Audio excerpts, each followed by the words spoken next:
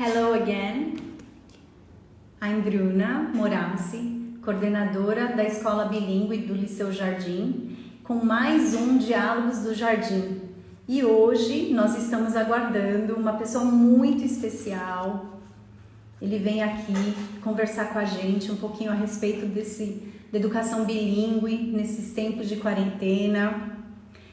Ele é sócio fundador da consultoria Troika, especializado em inovação na educação, gestor educacional, autor de livros didáticos, professor de pós-graduação, tutor internacional de mestrado. O nome dele eu acho que várias pessoas já conhecem, é o Vinícius Nobre. Vini. Vini, você já chegou? Você está aí? Hello, Vini! Hello, Bru! How are you? I'm very good! Yes, tá sentindo um pouco de frio? Nossa, o tempo fez assim, né? Aí puxei Nossa, as roupas de mudou de frio. repente, né?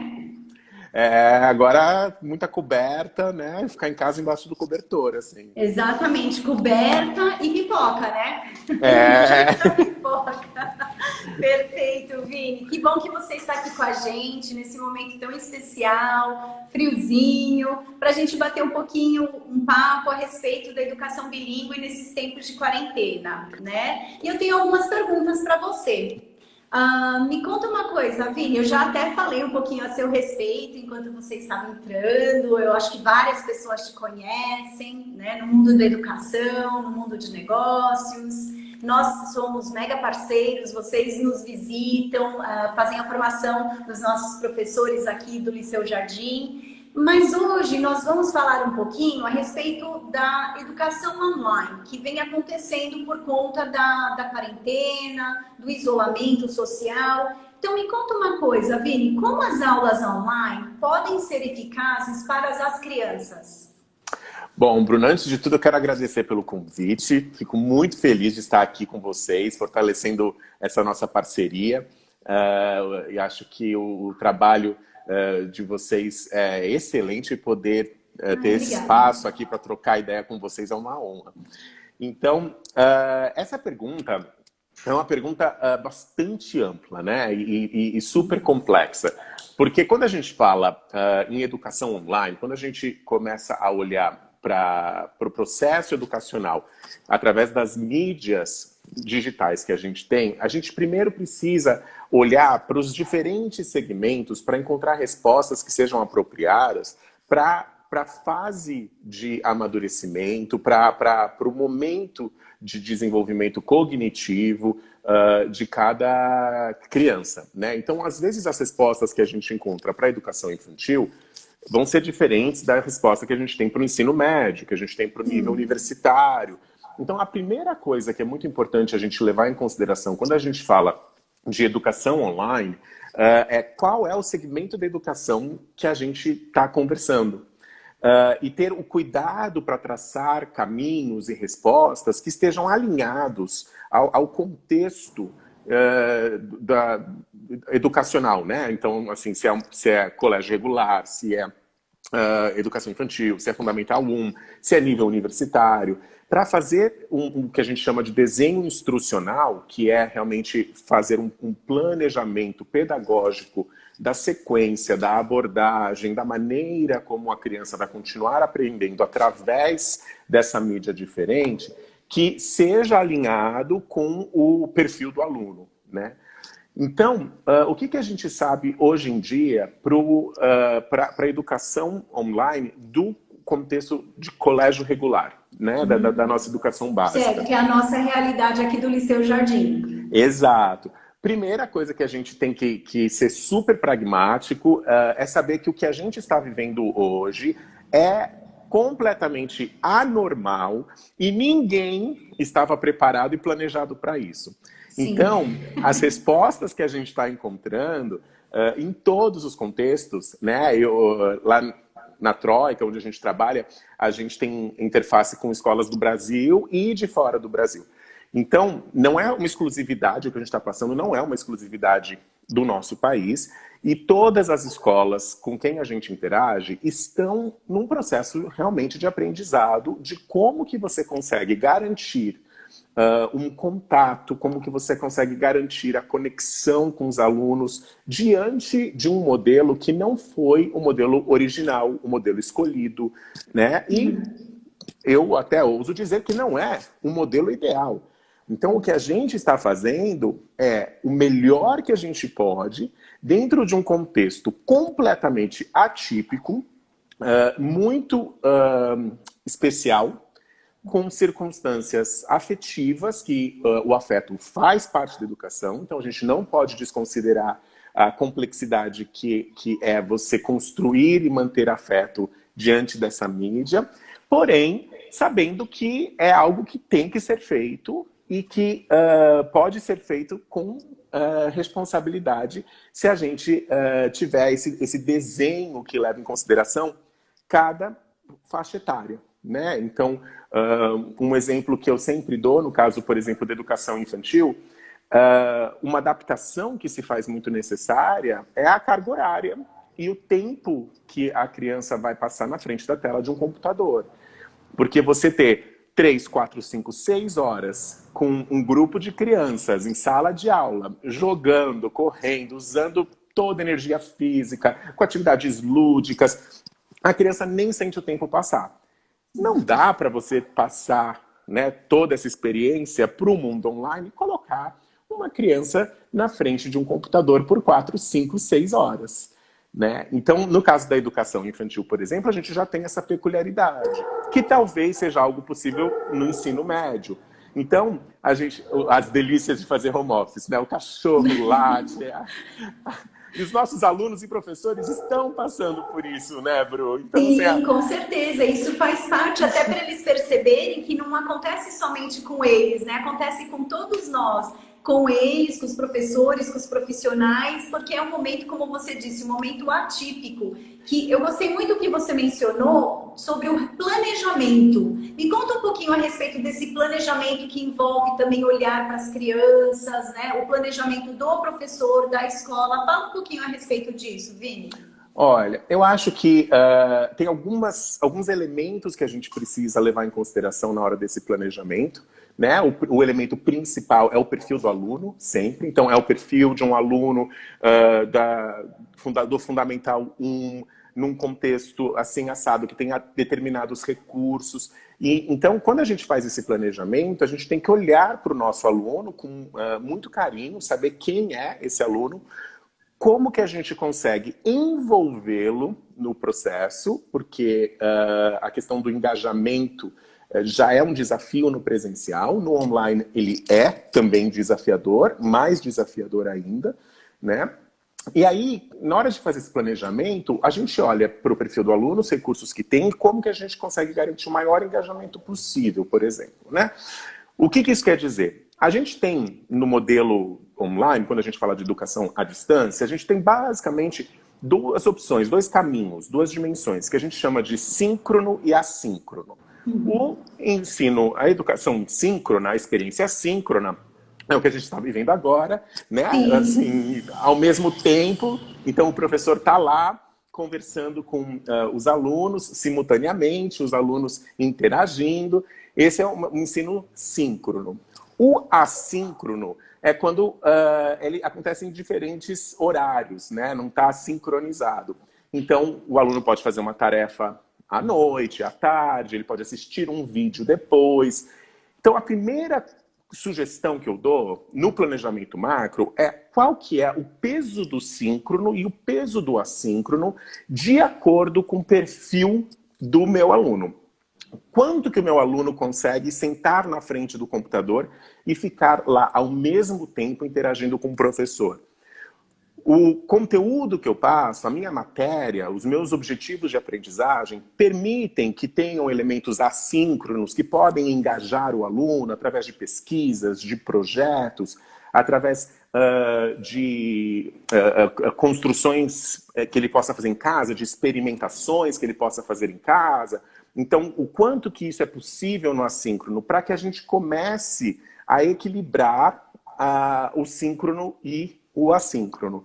Né? Uma vez determinado qual que é o peso do síncrono, qual que é o peso do assíncrono no processo, a gente tem que começar a olhar também a questão dos objetivos de aprendizagem.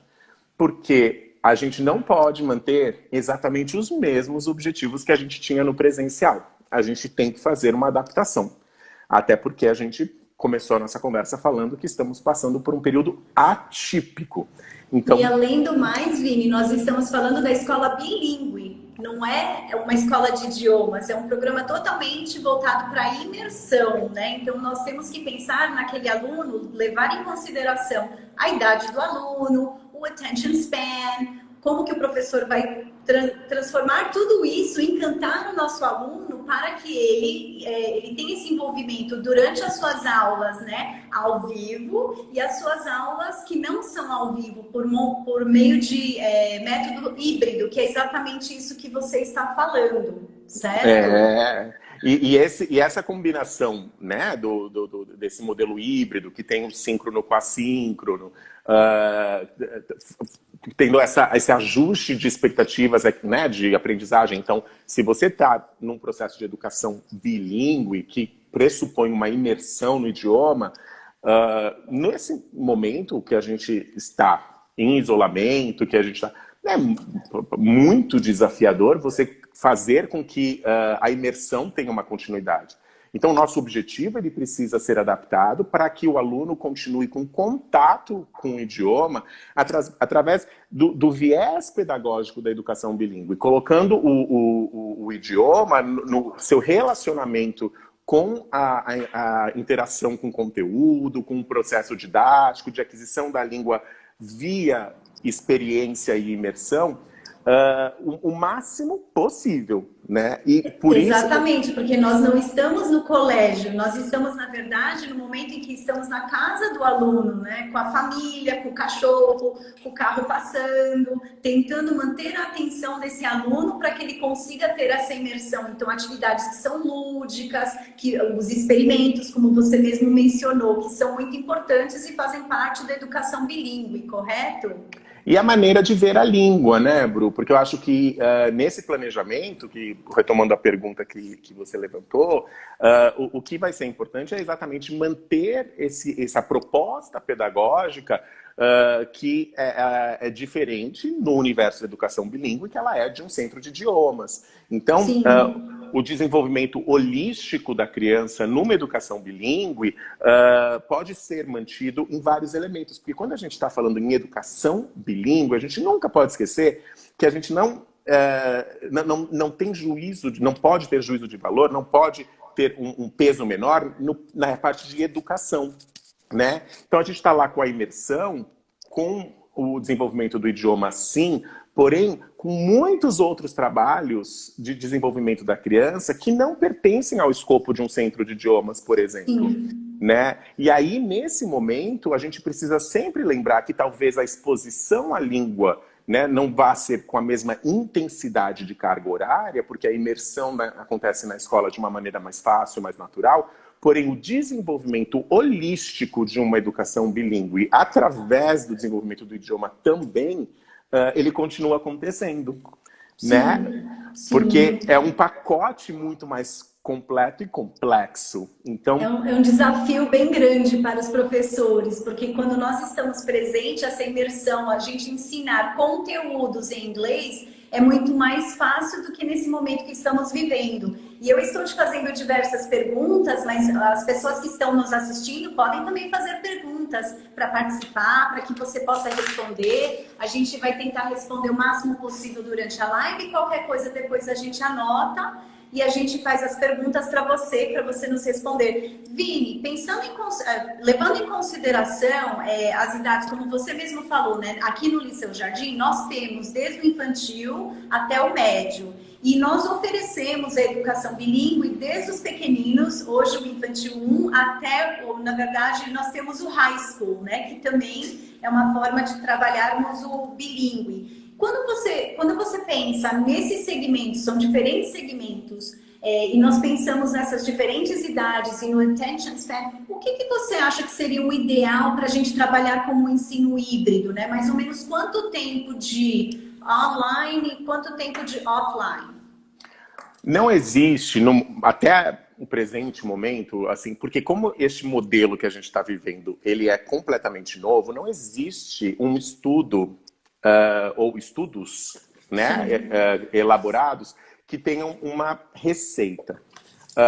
O que a gente precisa levar em consideração, principalmente nesse momento? Uma coisa que eu tenho falado muito é a flexibilidade de ir testando e experimentando de acordo com a resposta das diferentes faixas etárias. Então, o que a gente sabe é que, até por um desenvolvimento neurológico, o aluno do ensino médio tem a capacidade de se manter focado, de se manter disciplinado por muito mais tempo. Ele já desenvolveu estratégias também para isso. Então, o tempo de atenção, de dedicação focada a uma atividade única e exclusiva, na frente de um computador síncrono, né? Como você mencionou, né? Aquela atividade síncrona que eu preciso mesmo estar ali e tal, a gente ainda está descobrindo, porque o que acontece? A gente tem estudos que mostram, por exemplo, o foco, né? A capacidade de foco para vídeos que entram dentro de cursos online. Mas são cursos online, normalmente, de outros temas, não da educação básica. Sim. Né? Então, assim, no contexto escola, tudo. Então, o que a gente sabe? Que, normalmente, vídeos mais curtos, né? Por exemplo, no caso do assíncrono, vídeos mais curtos, espaçados, têm mais resultado do que um vídeo de 30 minutos. Porque o vídeo de 30 minutos... Chega lá no minuto 18, você deixa o vídeo rodando, vai no banheiro. Então, desligam a câmera, né? Pra gente não ver o que está acontecendo. Tudo isso acontece. Aquele vídeo mais curtinho, espaçado, né? Então, uma série de vídeos mais curtos, costuma prender mais atenção. Agora, o que a gente está vivendo nesse momento, que é a criança, o aluno, né, o adolescente, ficar exposto todo santo dia na frente do computador, com essa carga horária mais estendida do que normalmente você ficaria se você estivesse fazendo um curso livre, um curso pontual, né? Isso ainda é novo. E o que eu acho que é importante é a gente fazer sempre esse ajuste com a interação, né, constante com os professores, os alunos, para sentir se está demais, se dá para puxar um pouco mais, ficar mais tempo com esse comprometimento, para a gente ir aprendendo junto. Eu acho que nesse momento, Bruno, o que é mais importante é essa sinergia da comunidade escolar, dessa parceria. Né? Com certeza. Para a gente ir construindo esse saber que é tão inédito e é tão necessário nesse momento, né? E a educação está mudando por conta de tudo isso. Não é simplesmente o planeta, as atitudes, o fato que não temos tanta poluição, mas a própria educação está num movimento que eu acho que ela não será a mesma quando nós voltarmos, né? Até porque nós demos ferramentas às crianças, aos professores, aprendemos tanto de tal maneira que eu acho que vai ser impossível voltar do jeito que nós estávamos no passado. Vini, nós recebemos algumas perguntas. O Luiz Bragança, ele perguntou: como garantir que o uso do soft CLIL está ocorrendo na casa do aluno? Como receber esse output? É uma pergunta de $1 milhão, né? Assim, o que está acontecendo na casa do aluno, eu acho que é o nosso grande... Em quase todas as interações que eu tenho tido com professores e gestores de colégio, ainda é uma pergunta que permeia a nossa investigação.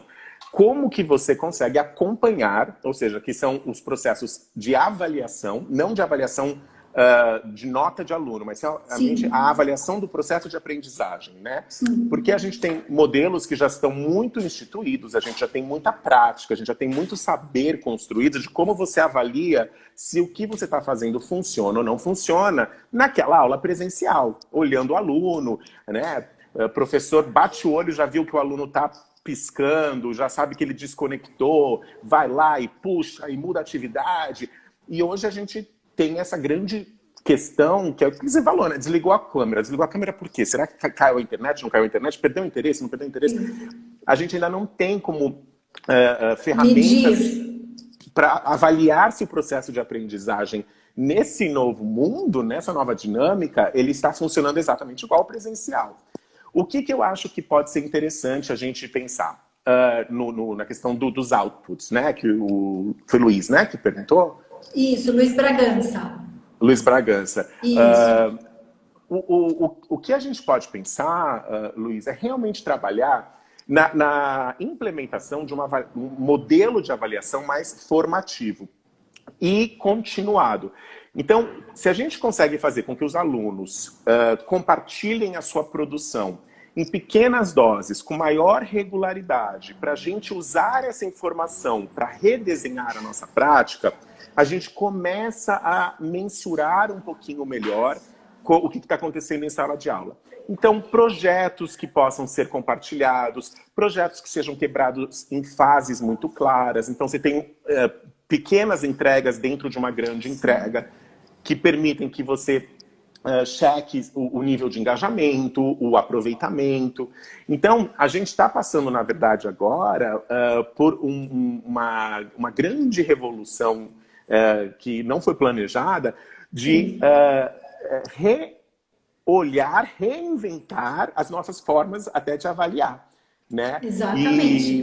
E eu sei que o Liceu, com o processo, né, o projeto de imersão, de educação bilíngue, já trabalha com muitos princípios que garantem essa educação, essa avaliação mais formativa, né, com os projetos. Então, acredito que seja um novo olhar, né? Porque antes estava ali familiar, né? Esse modelo já estava meio que natural, orgânico, e agora é pensar como que essa estrutura que já está consolidada, que já existe, pode ser explorada por esse novo viés, dessa nova mídia, né? Desse novo modelo aí que estamos desbravando juntos, né? Ah, com certeza, com certeza. E geralmente quando a gente pensa, né, na educação bilíngue, a gente pensa muito em projetos, como você mesmo disse. Falamos sobre PBL, o projeto Projects in General, Maker Movement, né? E, por exemplo, aqui uma das coisas, eu como coordenadora do liceu, eu assisto muito as aulas das minhas teachers, né? Então eu participo, eu entro, né? Falo oi para os alunos, aí eu fecho a minha câmera, fecho meu microfone, mas eles, mesmo quando eu não falo, eles sabem que eu estou lá. E eu percebo, isso vem acontecendo bastante. É lógico que a gente trabalha todo aquele conteúdo, mas tudo é voltado para o project, para a gente não perder a essência da escola bilíngue, né? Apesar de estarmos num momento tão diferente, com uma inovação. Então, eu acho que a gente tem que manter a essência, né, do projeto bilíngue, da escola bilíngue, mas temos que inovar. Temos e não temos muita opção, né, Vini? A gente ou vai ou vai. E eu acho que com o trabalho que vocês já fazem, o contexto que vocês já têm construído, por um lado, e eu sou super pé no chão, assim, quando eu falo, por um lado vocês têm uma grande vantagem, por outro lado vocês têm um desafio maior, né? Porque o desafio maior reside exatamente em garantir essa super imersão que era garantida no presencial, né? Que realmente, quando você tem ali uma proposta bilíngue, o contato real é muito importante, né? Porque você, ainda mais com as diferentes faixas etárias como vocês trabalham.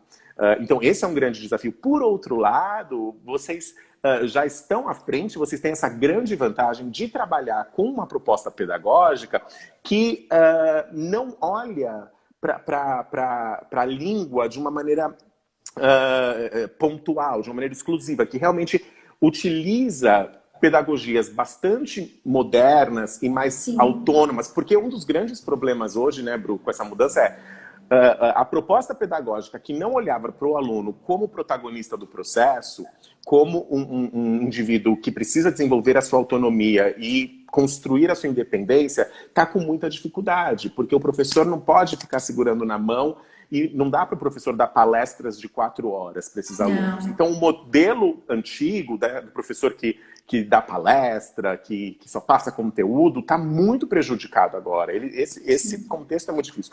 Como vocês já têm uma proposta de uma metodologia mais ativa, do aluno como protagonista, nesse processo de utilização da língua de uma maneira real, viva, né?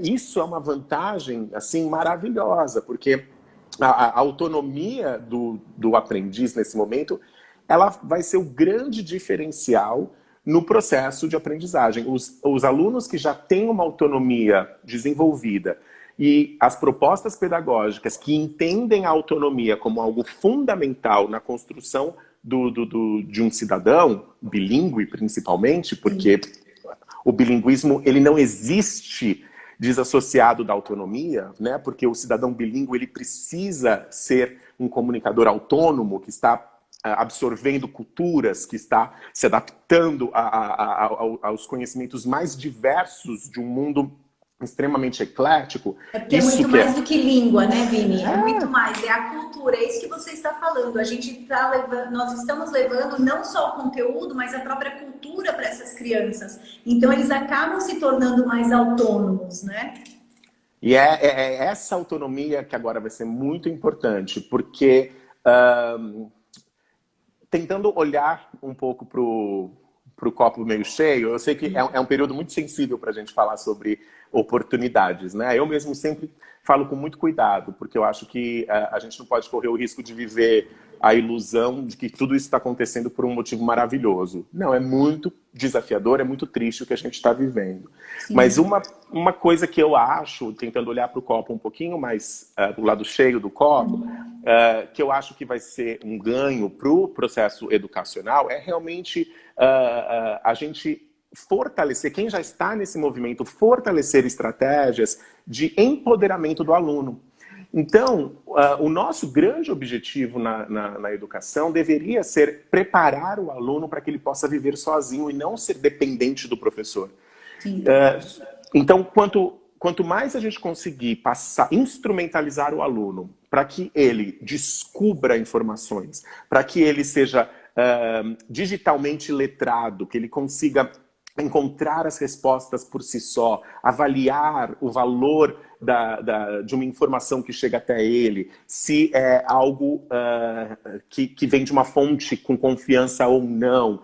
Se a gente consegue fazer tudo isso e diminuir a dependência do professor, eu sempre brinco que eu acho que o bom professor é aquele que trabalha para se tornar irrelevante, né? Porque a gente transforma esse aluno num aluno bilíngue e que descobre a língua por si só, porque a língua está em constante evolução, a língua está mudando o tempo inteiro, e quanto menos ele precisar recorrer ao professor, mais livre ele é, né? A educação tem que ser liberdade. Então, mais livre ele é para seguir o seu aprendizado da comunicação, da inserção no mundo, que é uma dinâmica que, como você já falou, né, Bru, transcende a língua, né? O verbo to be, a preposição, né? É algo que esse empoderamento de inserção em diferentes culturas e de criação de identidade é algo que a educação bilíngue ajuda muito.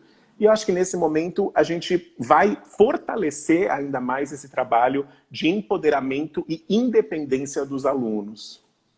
Perfeito. E aí eu quero te lançar um desafio, porque na verdade isso é o ideal, certo? Certo. Então fique tranquilo. Isso é o momento, assim, quando pensamos na escola bilíngue, na educação bilíngue. Só que o momento em que estamos vivendo, eles não estão o tempo todo com o professor. Por exemplo, aqui no liceu, eles têm uma carga horária de 2 horas todos os dias com a gente, dependendo da faixa etária.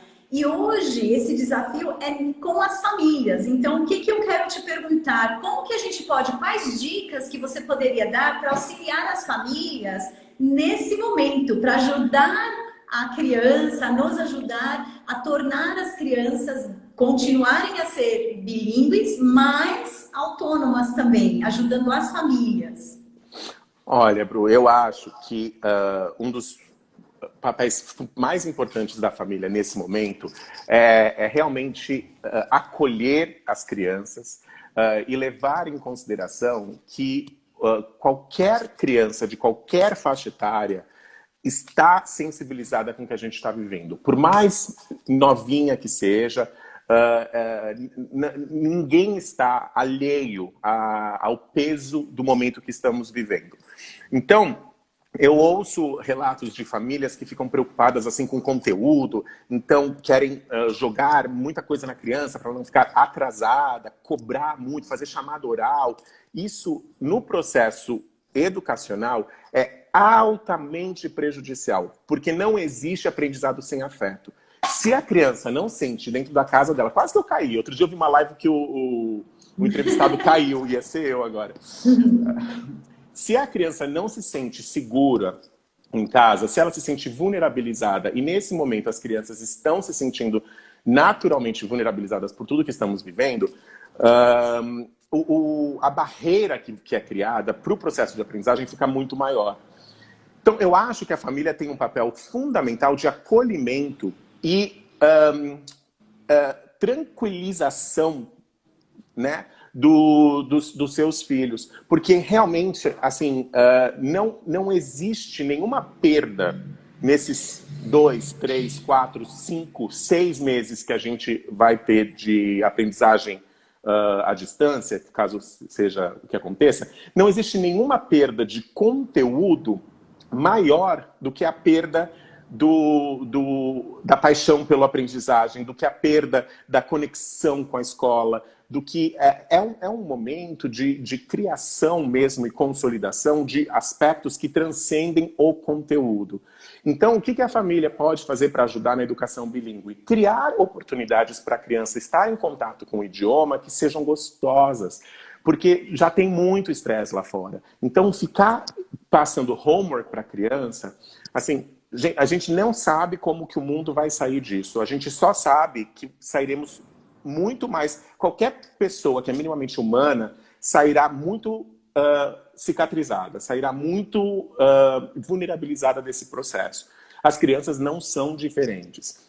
Então, passar 15 atividades para elas fazerem, desconsiderando a complexidade do afeto nesse processo, é muito prejudicial. Essas 15 atividades vão gerar a ilusão de que a criança está aprendendo alguma coisa e vão prejudicar o crescimento cognitivo e emocional, o desenvolvimento cognitivo e emocional no médio e longo prazo. Vale muito mais a pena fortalecer uma relação de afeto com o aprendizado, uma relação gostosa, para tranquilizar exatamente uma criança que pode estar muito ansiosa pelo mundo que vai ser dela daqui para frente.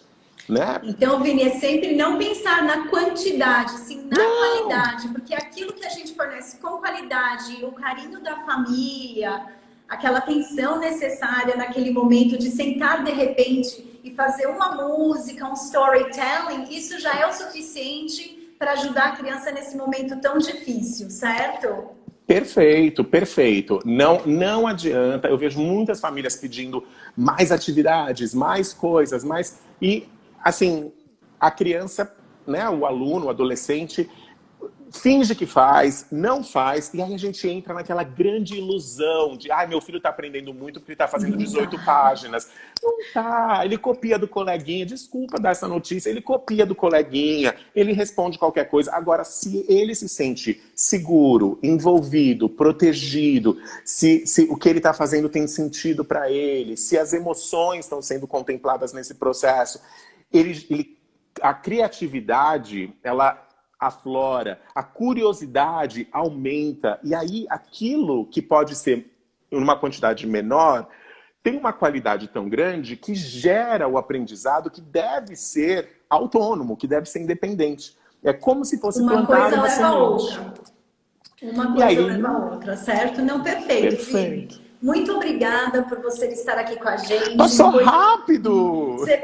A gente poderia ficar aqui horas batendo muito papo, eu concordo com você, mas eu acho que vou deixar um convite para um outro momento, a gente bater mais papos, porque eu sei que você tem muito a contribuir, você é uma pessoa sensacional, muito querido, eu vejo os comentários, todo mundo mandando vários corações para você. Vini, muito obrigada. Thank you so much for everything. It was amazing having you here. Muito obrigada a todos que estiveram aqui com a gente. Em breve vamos conversar, de repente, de mais alguns tópicos. Tá certo, Vini? Será um prazer. Muito obrigado, Bruna. Beijo para todo mundo que assistiu. Thank you. Bye, bye. Have a good one.